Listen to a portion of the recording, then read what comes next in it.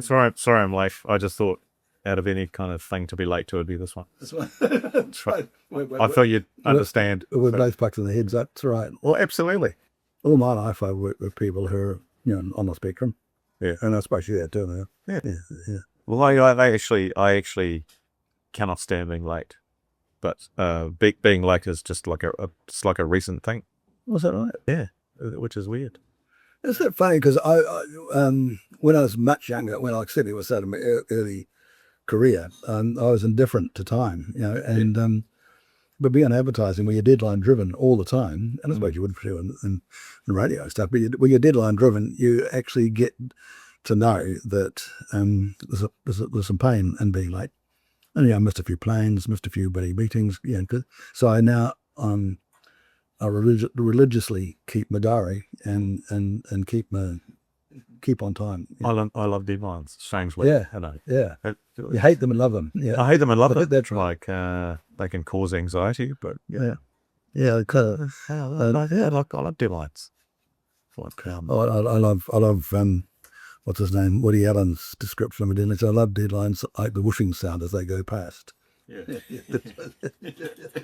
And that, that's a good one. It's a good one, isn't it? Yeah. I kind of, and isn't it funny? You know what that means.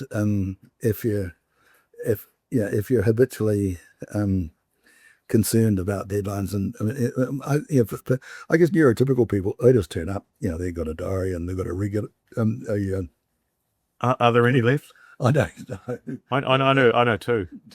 Maybe we should do like a podcast with neurotypical people, because they're quite rare. They're rare in our world. Yeah. Because they are. Because you don't hang out with them because they're fucking boring. They're and it's interesting. Surprisingly understanding, but so fucking boring. Well, and you kind of. And no one says anything really interesting. Well, that's not true. That sounds arrogant. But you kind of within 5 minutes you lose the conversation, or you lose interest in the conversation. Where last Friday night I went and had a beer with a few of my mates, and he chose Johnny who organised chose the noisiest pub in the history of the planet. And another thing that ADHD people hate is, despite being in the music business or doing loud things, don't like loud noise or just noise. Yeah. Yeah. Well, there's certain types of noise. Oh yeah. There's like noisy noise, like loud guitars and drums, which I love. But louder the better. But also I can't stand it. Maybe it's like isolated noises and things. Do you know what a crazy story is in my career in advertising? When I left the kind of almost like the security of a big agency, one of the first jobs I did was for you. Well, what was it? Oh, was it for you and Rogers? Yeah. Yeah. And it was for the Mayoralty of all. Oh, yeah, fuck. And I think you guys have heard that I'd sort of left an agency, and you just contacted me like the week after. Oh, okay. But it turns out it was old Len Brown. Len Brown. Yeah. Which was interesting. That's right. So, and you didn't give me any deadlines, which kind of was quite stressful. Oh, good. Yeah. It does. Yeah. Well, see, that was funny because I stumbled onto the Len Brown thing because I was on the Vodafone Event Centre board, and we just had the Maddox City Council approve the whitewater rafting facility that we're built up down there. Yeah. And we thought we knew, and there had been a lot of jiggery pokery, and we had to fund the thing. We had to convert an asset that had been in the name of Maddox City Council to the trust. To put it on its balance sheet to make it look a little bit stronger. Then, of course, it got absorbed by the Super City.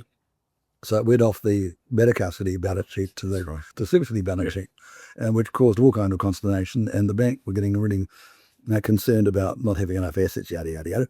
So eventually we had to fight and get the city to take its fingers off that part of the balance sheet. And that was kind of a bit of a battle in itself. This was all kind of before Len had really confirmed that he was going to be on the ticket. In fact, he said no at first, and he was opposed to the whole notion of the super city. Then he rang back and it was jeepers, Noel Robinson. So Noel Robinson was our chair, and we'd done some research and we'd done some work thinking, well, we've got to actually convince Len to become the mayor, because if Banks gets it, he won't allow that asset transfer for sure. Taking 20 million off your balance sheet, not a good thing. And so we thought we've got to get behind Len, otherwise the work we've done the last 4 years is going to be wasted. So we were pushing hard to do it, and we did some research, did some focus groups about what people think of Len, what people think of John Banks, what people think of what are the major issues facing the city, and we did it as a word cloud. I don't know. You might have seen it at the time. A word cloud. Well, you take everyone's verbatim comments and you put them in a pattern so that it forms a cloud. When you guys hired me, I'd just been made redundant from TBWA. Oh, okay. And the funny thing is that I worked on the Len Brown campaign, and TBWA were in charge of John Banks. John Banks, that's right. And we won. Yes, that's right. And we won, like, the first job away. And then, what was it, like 3 of us? We did that job, and then a whole agency with all their resources and all their work, and they lost. That's right. Well, yeah. So thanks for that, Hutch. No, It's just a great way to kick on my freelancing career. Well, see here now that's that's the word cloud, and I've seen one of those before. Yeah, I've seen that now. Yeah. Did you ever see that? And it's just and so it's very basically 2000 sort of thing, isn't it? Like 2000. Yeah. Well, so it's just a bunch of those. Yeah, just a way of, at a glance, showing people what they think, and of course, Len didn't show up as anything. So we said to him, look, the problem. This was before he'd read, and he said that we've got to make you famous, Len. I said, oh, okay, and I said, well, we've got to put you on TV. Oh, we haven't got any money, and we didn't have much at that time, and so we thought we'd have to raise it. But then he said that he'd been out talking to various groups, and they loved what he's saying and his message. Oh, that's the other thing we asked him. What's your messaging? Because there's 3 things you need in any political campaign. You need, well, A, you need a credible candidate, but B, that credible candidate has to have a mission or some kind of message, has to have money, and has to have a machine. In other words, people who put stuff in letterboxes and shit. And so we thought, okay, then you'll do it. You're certainly well popular in South Auckland, and probably we can make it popular in the West. But what's your mission? And he gave us 4 pages. So I said, that's not a mission. That's a book. Can we get it down to livable cities? And no one knows what livable cities means. It's a nice thing to have. And anyway, so this all came out, this word cloud. The thing is that Len didn't really stand for anything very much. It was just a blur. Banksy was arrogant, and the thing that's facing Auckland is transport. Was then, still is now. Nothing's changed. And so we said to Len, you've got to get on television and talk transport and how you're going to fix it. And so he did. And so that was our strategy at a glance. Right. You didn't need acres of research. It was just what people were thinking off the top of their heads. And for us, that was kind of the crucial thing. Yeah. I think you guys had sort of condensed that. There was Roger, eh? Well, he was on the edge of it because he couldn't officially do it because of the Calenza link. So I think you guys condensed a brief pretty well. So we sort of came down to it. I think we sort of nailed it in the room. I did. Yeah. No, it was, always remember from my experience doing political things, you need a slogan that you can just like shout. Being any kind of creative is difficult. If you're a writer, you're limited by the 26 letters of the alphabet. But mind you, no one's ever written the last book. If you're musical, there are 88 keys on a piano. Apparently there's something like 1,200 tones that the human ear can pick up. So, but even if it's 1,200, it's still not infinite. And no one's certainly written all the music. No. So that to me, creativity is taking those limited tools and putting them together in a way that others can't, and that's the integrity of it. Yeah, what you're saying about radio writing, that's the most limiting writing you can do, because there's nothing to look at or nothing to make. But that was just like a little part of what I did, which led to really awesome things. But man, radio writing is actually hard. Everyone thinks, everyone thought those BFM days were really easy and we could just say what we wanted, but no, there's absolutely no way. Well, for sound, you've got to use wit, and you realise quite quickly that the written word's different from the spoken word. Yeah. And so you got to think, well, I can write this, but can I say it? I think it was Neil Roberts. At some stage, just after Once for Warriors, and we were talking about that written word versus spoken word. And I can't remember what he was quoting, but it was some local movie which required the heroine to walk down the stairs and realise her life had changed forever. Well, that was what the script called for. And I remember him saying, there's no way you can't act, my life has changed forever. You can say it, and you can put it in words, but how do you act it? Great theatrical. Oh my God, my life has changed. But and so you've got to think very carefully about. And it could be, sometimes it's as simple as a wink or a raised eyebrow that can say everything. The funny thing is, just what you said before too is so apt. It's many are called and few are chosen. And when I think back, certainly in my career, my experience, the good ones, you could probably count on the fingers of two hands, really. Yeah. There literally aren't that many. There are lots of tradesmen, like people who are quite good. But I remember seeing a thing quite good. Yeah. But you think you don't. Steve Jobs. No, it was a Steve Jobs. Crikey. It was Steve, and saying the difference between good people and the very good people isn't 10%. It's about 100%. Like the really good ones. It's like, and I was thinking that actually watching rugby the other night, when you see new talent like a Ruben Love or even Cam Roygaard come through, you think, oh, there'll never be another Voden Barrett, but yes, there is, and they're that much different.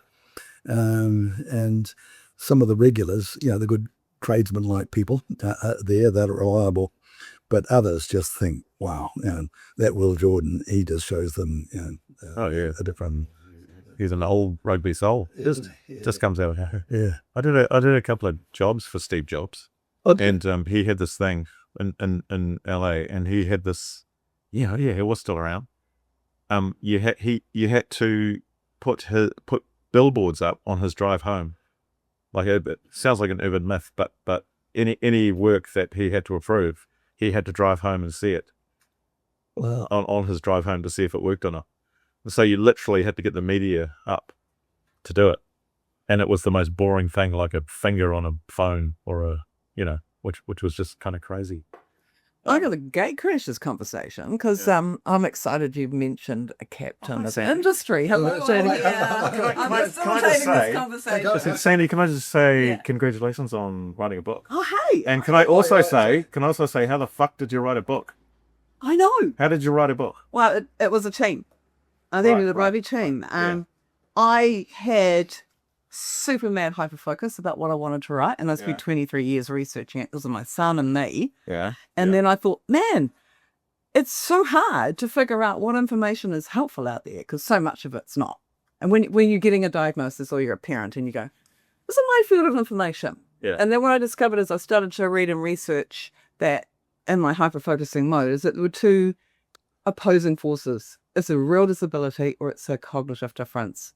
And I saw my son, who was like 3, read the headlines of the newspaper, then go to school and not be able to learn. And so I thought, well, there's got to be some myths in all of this. I'm going to move into the screen. But thanks for asking me. No, and also just, you'll let me know. I mean, I'd love to write a book. Like, I'm sure a lot of people would. But that's inspirational that you did. I did it. I've got the worst rejection sensitivity at the moment because when you put yourself out there and it's vulnerable and raw, that book, it's really real. I'd say real stuff. Real. And I pulled some of the real stuff out because it was way too much oversharing. Yeah. Being ADHD, I'm going to overshare, right? But then I thought, you know what? I'm at a point in my life where it doesn't matter anymore. And then when I was this age, I wrote what I'd want to know from lived experience. Cool. So as a parent and as an ADHD adult. And so you two have had your careers shaped by ADHD. You worked with Steve Jobs, who's ADHD. How did it turn up for you? Well, it's great. I now play in a covers band. Yeah. How did it turn up? Yeah. How did it? Did you when were you diagnosed, Bob? I was diagnosed, I want to say 2009, before it was cool. Yeah. You know, it's cool now. And I actually went to a psychiatrist because my GP diagnosed me with depression. I didn't feel depressed at all. I sometimes just felt numb. Yeah. And people would tell me, you're acting strangely. Yeah. I was like, what's depression? Like, that's not what I've seen of depression. So I went there and saw this ended up seeing a psychiatrist. Yeah. And she goes, that it's more like maybe almost like a burnout from advertising. And they said, it's not, you're okay. Like, how do you feel? And I said, I feel pretty happy. Like, I do all the time, quite a lot. I feel pretty happy. And they said, it's a form of depression. You can feel kind of numb, but you have ADHD. Yeah. Because this thing, I was like, huh? I sort of heard about that. And then, got diagnosed with it. And so that's really interesting you say this, because the way I look at it is this, is that when an ADHD person is navigating a neurotypical system, we're like a spiky profile. Yeah. And a neurotypical is a round profile. They're well-rounded, and we're not like a square peg in a round hole. We're like a fucking star shape. And we have always spiky 5 on average, but maybe more, maybe 20, maybe like infinite number of them really. But like when you start to work up I figured out this 5 that we all have in common, which is why I had to put it in the book. And by the way, I got a copy for you here. So that is your one. That is for you. Oh, thank you, Sandy. And by the way, buy this book. Like and subscribe to Hall Hutch. And with the tagline, with Hutch, which is... Oh, well, talking about books. No, don't go into your Thank you, Sandy. But like literally, I figured out the staffing. So when you can't be yourself and you can't design a lifestyle that fits you and you've got to fit into a neurotypical system, say you had to do a job that was repetitive and boring and didn't allow you to use your talents, you would feel a bit depressed. Or if you had to spend lots of time masking, like we're really adaptable. We can jump into situations as we're like overrepresented in frontline work. Right? Yeah. We love being in a crisis because suddenly we think clearly and we're like really present. But we're daydreaming when we're doing boring things. Yeah. So that's when we can appear really different. And people go, oh, you're a bit off. And actually we're not. We're just in our daydreamy self. We're in that great that they do though. Like some people do, because some people just wouldn't, and they just go, it's good being a dick. Yeah. So what I want to know, you two, is how it turned up for you in your career, because this whole podcast, Hall Hutch, is all about sharing stories of ADHD people and how it has shaped their life and their careers and what are some of the good things, and be real about what are some of the things that suck as well. But how did it turn up for you? You've had an incredible career, Bob. It's been a good career, music and stuff. So, I wouldn't want to change a thing. Yeah. But how did it turn up? How did it show up? Yeah. Probably from just very young. What a great question. Man, that's really hard to think of. And when that happened. Yeah. That's like a timeline thing, right? Yeah. Yeah. Just there's so many points that could be something, like from very young. From very young. So when I was, I want to say when I was like 10, and when I was 10, I started having these episodes where I just like totally blank out on another planet. And I didn't get diagnosed with epilepsy Yeah. until I was 35. Wow. Because one of my parents supposed to be, they don't know. And you just They don't know. No, and I'd say sometimes I would just go into this twilight zone. I wouldn't know what was happening in there, and my mouth would fill up with saliva, which is a classic temporal lobe epilepsy thing. Right. And I'd have to find someone to spit it out. Yeah. And it would just happen sometimes in life, not in the good, easy times. Yeah. You know, it's great. In the BFM years, didn't really have much. When I got into advertising, would happen every day. Wow. And I didn't get it diagnosed until I was 35. So do you think that was the pressure of advertising? Yes, because a completely different thing. It's like, you know, like my son, he sort of has dealt with all sorts of things, processing issues, ADHD. As soon as he went to university, started getting anxiety. Yeah. I hope he doesn't mind me saying this, but I'm sure he won't. But I want to say that's how it showed up. Yeah. I hope that when you read that book and he reads that book in chapter 4, The Star Map, will help him understand and navigate that, because it's kind of what I figured out from reading everything. But when we can adapt the neurotypical system we're stuck in, like university, for example, then actually our exceptional abilities can be our real strengths, not shrunk down. Because when we have to shrink down to fit a neurotypical system, it's really anxiety producing. Yeah. Because, like, say, for example, bureaucracy or having to do the same thing over and over and over again, it's really tough for us. Yeah. But being able to create new ways of doing things and adapt and jump out of the mold and do things differently, we kind of like stretch out, and we're not misfits. But when we have to shrink down, we're misfits, and it's anxious inducing, and it's also kind of, we're depressing or repressing ourselves. Yeah. So understanding and being able to decode the way your twice exceptionality works is really helpful for a young person and for even us at our age. Because that's a great question. How did it show up? Yeah. And then I reckon looking back when I was 10, and then now just thinking about it, just the pressure of advertising. Yeah. So I don't know if it's similar for you. Very similar. Wow, true. Very similar. I mean, for me, I was only diagnosed a couple of years ago, so much to no one's surprise. You know? Yeah, I was going to say. Everyone says, "You paid for that?" And it's fucking expensive, Tees. But against that, when I think back on it now, all the signs are there when I was a kid. My report at age 10 said, Michael is inclined to daydream, but he spent less time looking out the window and more time paying attention. Orders in class never be repeated just for his benefit. And That's a common thing. I was the same. Same. Probably same age too. But they're staring out the window. I used to have, when the teacher would speak, I would literally have a noise in my head, like this big noise like that. It would go. Yeah, my friends used to tease me because they would watch me just go off out the window, and then at the end of the lesson they'd go, "Oh, so you got the homework?" And I'd go, "This is homework." He said, "What?" No, I think that's the advantage of being a girl, though, because they were all really nice and they told me what the homework was, and God knows how I figured out how to do it, but I did somehow. I got through. In a way, yeah. If I want to sum the whole thing up, like where it showed up to now, it's been either adapting or overcoming. And that's why I almost don't want to know too much about ADHD almost. And it's like, because I've coped with it so much. And I think if I learn more and more about it, I will use it as an excuse, maybe. I would be really interested to see what you think of that book, because I'm not going into the nasties, but I am being real about the tension between the disability and the difference, because I think that a young person's going to have to navigate that anyway. And I don't want them to fall into the trap of going, I've got a disability, I'm a victim. I want them to understand that it does show up as a disability when you're in a neurotypical system, but when you can navigate your own life. That's the number one reason why I'm interested. Now, it's because of my son. Well, it's interesting, man, that my son has Asperger's. My grandson has ADHD and Tourette's.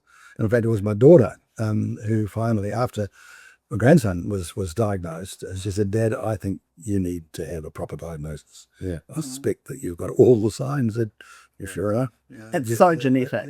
Yeah.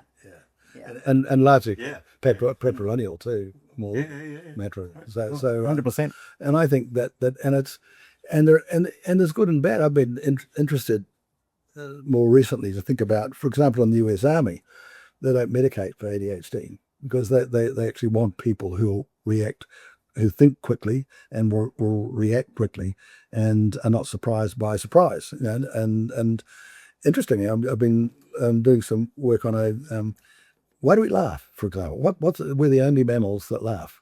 There are some primates that do some. What about the laughing hyena?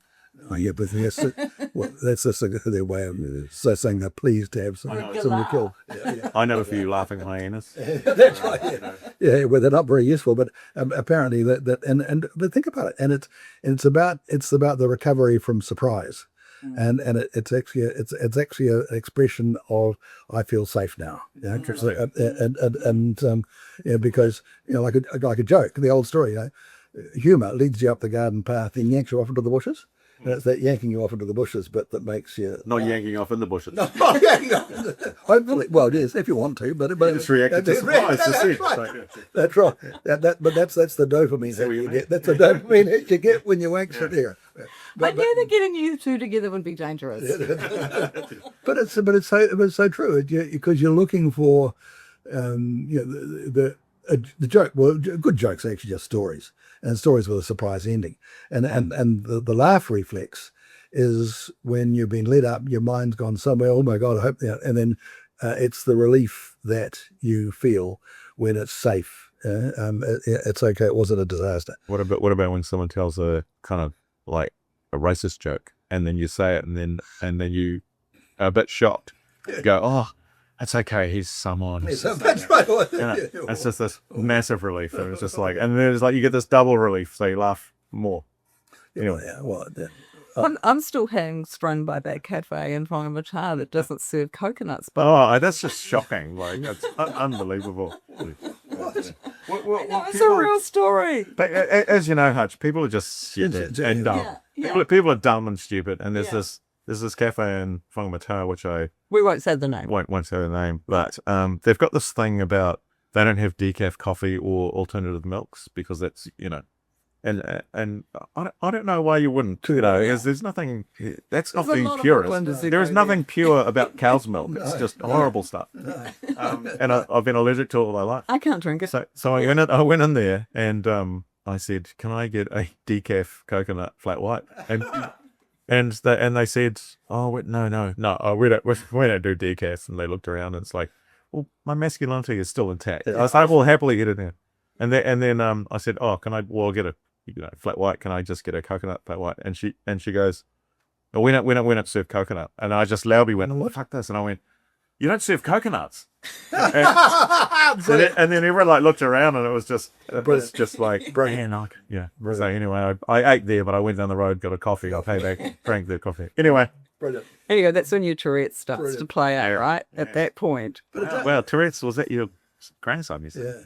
Yeah. That's full on. Yeah. It is full on, poor kid, and he's really smart, really bright. And but he's just here's he's got that. Yeah.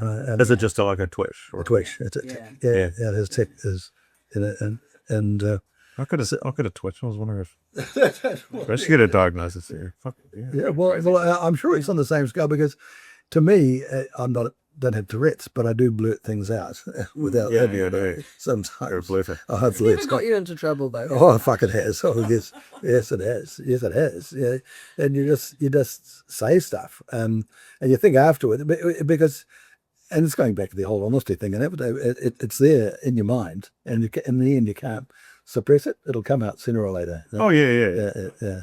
Well, so on that honesty thing, I'm fascinated by this because I think that there is a real core thing about ADHD where like we want justice and we want fairness, and so actually we pick up on perhaps someone who's not really being themselves or someone who's creating a weird dynamic. Yep. Way before anyone else does. Yep. So how does that show up? And then I kind of think we also have this other thing. So we have more mirror neurons than the average bear. So that means that we pick up on all the micro expressions that are happening around us.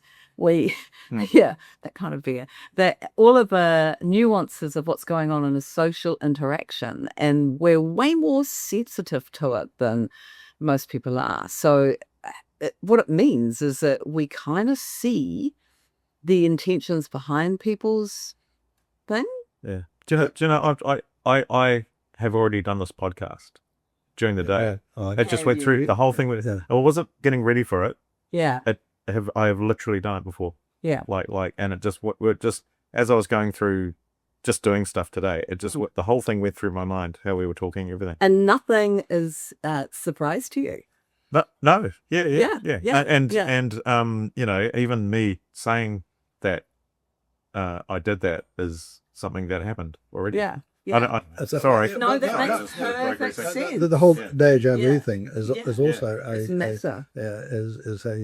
the different connection with ADHD and that's where my temporal that's where my epilepsy is, my temporal lobe. Yeah, well, my son It started out with extreme deja vu, and now it goes with toilet thing. What's some of the most powerful deja vus you've had, Bob? Well, I don't know, because they're deja vus, so I can't remember them. I can't remember the memory. Oh wow! And it was just immediately when it stopped. It would happen every day, and when it stopped, I would not know what I remembered, but it's something. Yeah. So I got to put on a medication finally, which was the right one, which was lamotrigine, which is actually like a bipolar treatment, and it stops a million thoughts. Right. And it doesn't make you dopey. You can still operate. Wow. Wow. So my son was diagnosed at age 9, 10 with epilepsy, temporal epilepsy, and he had had an aura, and he could feel it coming on, and mild convulsions. So it was only he never had gone mild seizures, and eventually grew out of it with medication. Yeah, but he obviously went through psychological testing as well, and at age, I think 12, when he finally went through the process, he had the reading age of an 18-year-old, but like he's very bright. He had what do they say? His IQ was 2 standard deviant point, at least 130, in other words. So he was bright enough. But when he could read it perfectly, but when asked for his comprehension, remember the psychologist said you could have published his answers, but it had nothing to do with what he'd read. Wow. Yeah. Wow. They just made shit up. It's crazy. Yeah. And also just hardly, was it like a bit of a weird thing at the time? Because there was no one really thought about epilepsy. No. But how old is he now? Oh, he's in the early 50s now, so yeah. Because no one would have thought you were possessed. Yeah, well, it used to be called the divine disease. Yeah. Apparently, Julius Caesar, Joan of Arc, people with vision, St. Paul, Rose of Damascus, that's classic temporal epilepsy, seeing bright lights and visions. And so what did your family do when it was just such a well, we didn't know. There was no real diagnosis. I do remember the pediatrician saying he might have personality issues when he grows older, and he certainly has, because he got mixed in with the went to King's College, got too many kids with too much money, getting too many drugs, and he's fried his brain now. So, which is really quite sad, because he's a really white kid, and he did a double major in applied maths and pure maths. He's like super bright in that sense. Went to having got his degree, ended up in finance, worked for Westpac in Sydney, running their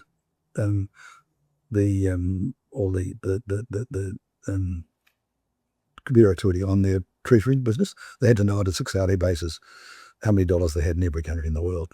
So the whole thing was there. Huge stress. Started taking anxiety pills, and then had a minor surgical treatment, and they gave him OxyContin. So he became opioid addicted to prescription meds, and fried his brain. Basically fried his brain. And it's really sad. Very sad. It's sad to see him now. And he's just feel really lucky. Yeah. Just personally feel really lucky that I had the right path of medications. Oh man, that's crazy. Especially just the and I think the whole dumbing down of it, and then But I think that's medication and then getting onto. But the rules also are written by the neurotypical, and the validation is written by the neurotypical. And I know if I'm in my own sense, and I get what you know too, but the people you work with, they feel things more acutely than others. I mean, we can't measure that. Of course, you can't prove that you love your kids more than I love mine. There's no way of measuring. But you just know you do. And you feel things more acutely. You react more sensitively and more emphatically to things. And I'll, not often, but occasionally blurt out in a board meeting something quite, oh, you're a stupid fucking cunt. No, and I can't help myself. And I'm getting kicked off one board by calling a guy a lying cunt who's been asleep at the wheel, and it's what I honestly felt. But when I was pushed on it, I was trying to bite my tongue, and I couldn't hold the words back. Wish I'd done that, boy. And I remember years ago in Wellington there was, I can't remember what it was, some agency business, and it was about the deregulation time, and they were talking about discounting and how media shops were taking over, yada yada yada. And I knew it was this particular agency that was doing the discounting. And the head Sharang, the chairman from Australia in this particular group, I won't tell you what it was, said it's disgraceful that there are people in the industry here who are discounting. And, I'd love to know. And I started to say, in fact, I said, I can tell you. And I got a big nudge from Roger. Oh, of all people. He kept his voice, and you just know that those, and you can't, in a way, help yourself from blurting those things out. So your filters, and that's, I guess, the other thing about ADHD is you lose your filters, and it may or may not be a good thing. Against, and on the good side, you come up with ideas that others don't, and that's one thing I'm sure that you've expressed it in different words, but you see things other people don't see. And you think, yeah. Well, it's one of the things that sort of bugs me too, is just an entire life of being taken the wrong way. Yeah. When I was talking about, how did you write a book? I'd quite like to write a book called How I Learned to Frown. Because if you look at a 8-year-old photo of me, I always had this natural little Grin. smile, even though when I wasn't happy. I had this little grin, and it got me in so much trouble all my life up until now. I got punched in the face, I got detention, and that because I was smirking. Yeah, and I wasn't. I was just literally, my face was resting. I had a happy resting face. Yeah. And I trained myself to, when I walk past people and that, to actually just go, because I don't know, I might get hit. I have the same problem, but it's way worse for a female, because when I was young and pretty, it was really bad. I can remember looking down Carnaby Street in London, and I think I didn't get more than 3 paces with about 3 people hitting on me and me going, what's going on? Surely that still happens, Sam. No. I was just this happy going. And why aren't you on camera? For a very good reason. But it was a real problem. I had to learn not to smile. But you've also you've got a pleasing face too, though. I mean, it's your resting face is an attractive face. Like it's not. It's a it's a smiling face. And so people will open up to you. They do. Yeah, it's crazy. Yeah. And then something that sounds what's the word? Derisive. Something I mean well. Yeah. And what's the word? Derisive? Divisive? Derogatory. Derisive? Derogatory? No. We don't know what you're trying to say. The word that means like you mean something really, really good, and they go, "Oh, Bob, shut up!" Like they think you're joking or you're being mean, or it's like, no, I mean it. Yeah. Divisive? Derisive? Derisive? No, it's like derisive. I'd actually look that up. No, derisive means you're putting someone down. No, does it? Yeah. Oh, no, that's what I mean. Yeah. So it's been taken as derisive. Or sarcastic. They think you've got it. Okay. Yeah. No, you've got a pleasing face. But that's the thanks. I mean, but I think you do too, actually.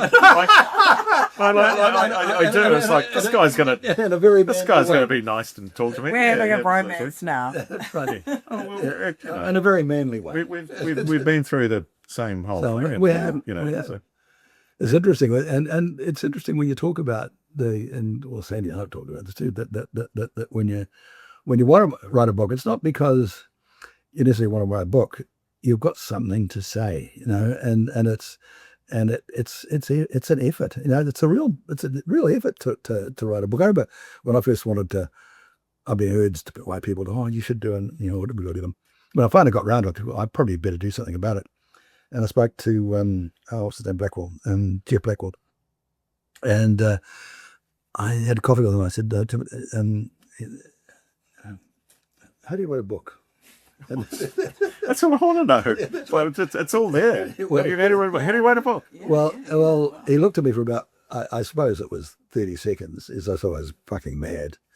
And he just stared at me and said, you start. Yeah, you start. And I said, well, what happens if no one likes it? And he said, you'll find out when you've finished. Right.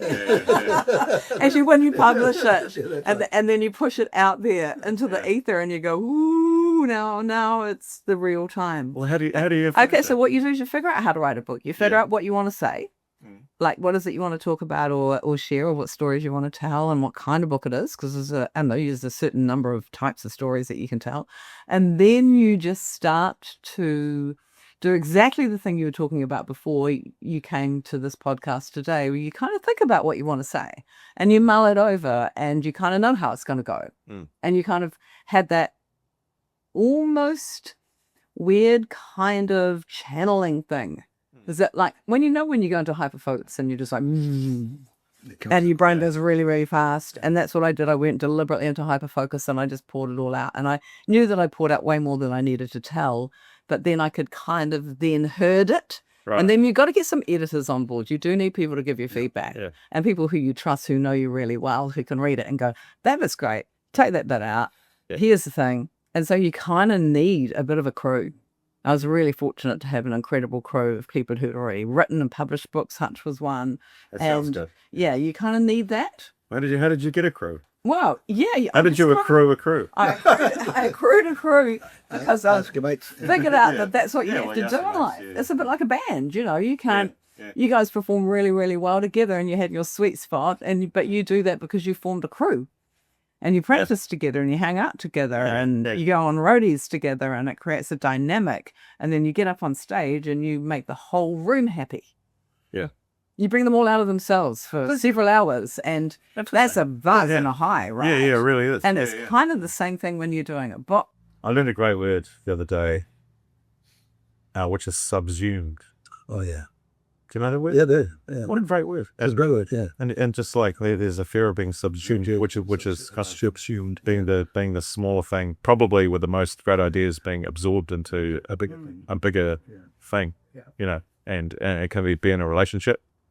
You can be sort of subsumed into their something. Anyway, I don't know why I brought that up.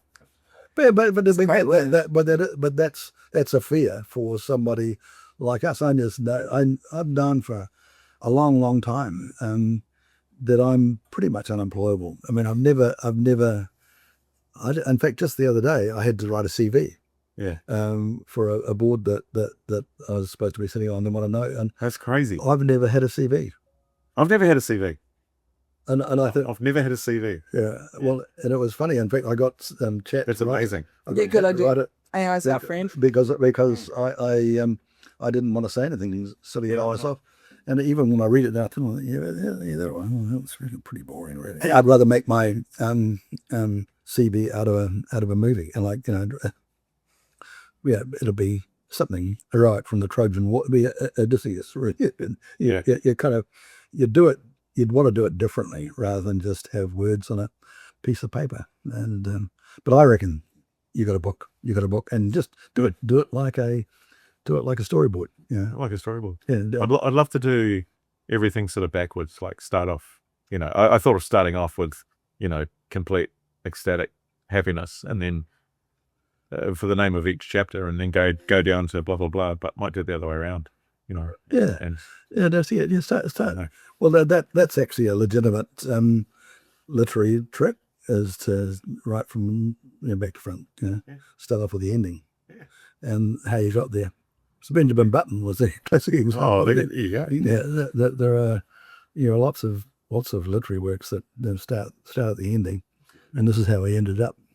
Sophie's Choice is a classic example of that. And anyway, Glad they got the grammar right in that one. Because otherwise it would have been Sophie's Choice. yeah, that's right. Yeah. Well, Sophie's Choice. Sophie's Choice. Grammar for me is a big thing because that was part of my overcoming. And, I didn't even know what English was at school. I got the lowest marks. I got the lowest mark in school C and stuff. And then I became a writer. Yeah. The overcoming I love is to not just overcome it and do well. It's just to be actually the best at what you've been worst at. It's the And I ended up winning an award for radio writing. I won a Grand ORCA for Oh, good. So it's just gone from nothing to blah blah blah. And I've also was diagnosed at the same time with ADHD with one of the worst cases of dyscalculia. What is it called? Dyscalculia. No. That has ever been. So that's why I'm sort of terrible with money. Always need help with money and all that sort of thing. So to overcome that, I started playing darts and figured out a way to add and subtract quickly. No, okay. Yeah. So, and now no one can even play darts. They go, oh, what is it? And I'm going, oh, it's 73. Yeah, that's right. Anyway. That's that. Well, see, that's those tricks you actually learn to overcome what you know to be deficiencies. That's like, we were talking before about, I'm now a strict timekeeper because I've been so late into so many planes and so many appointments that I'm anxious all the time about my diary. Yeah. So I've got to consult it all. Yeah. Well, there's nothing too wrong with that, with being anxious about your diary. I think it's actually... Well, you feel helpful. Well, it's what it is in the end, and particularly when you're running an agency. I'd never ever thought that I'd end up running big agencies. Yeah. And I fucking hated it because I actually liked doing the work. Yeah. I know. I didn't go past a certain point. I became like head of copy or something for ASB, Sony, Apple, but I never became like a creative director. That's too scary. And then you have to. What do they guys? Well, you better open your kimono every day. That's the trouble. They know. I know because I started off as a copywriter, and because I dropped out of law school to go into advertising, and then what do you want to do? I said, I want to be a copywriter, and this was at Charles Haynes in Wellington, and I remember the first ad I wrote. I think it was for Gillette or somebody. It doesn't matter very much. Some special deal they had, and I wrote this ad, and it was for. Mr. Hughes was head of copy. In those days, it was you had your copywriting department and your visual architect, Mr. Hughes. He had a hat. Yes. He had a hat. Wow. And we came to work with a hat. Was he senior enough to wear a bowler? It would have almost been that. Mr. Aitken wore a hat, but everyone wore a hat. Maybe a trilby. All the directors wore hats. And I remember writing this ad, whatever it was, and taking it in and putting it on his desk and said, here's what I had to say. And he didn't even look at it. And he said, is that your best work? And apparently it's an old trap. I hadn't heard it. Yeah. And I thought, is it? Oh, just a minute. And I thought, what? And I looked at all the grammar and spelling and punctuation seemed okay, and went back and said, are you sure that's your best work? Yes, sir. Oh, yes, that's not too bad. And that was it. But I didn't realise that apparently it's an old trick. But you just make sure someone's believes it. The best you can do. That's it, the best you can do. Well, that's with Jeff Blake, got your book. One that. That's a great track. Yeah. So I think I've maybe used it. Yeah.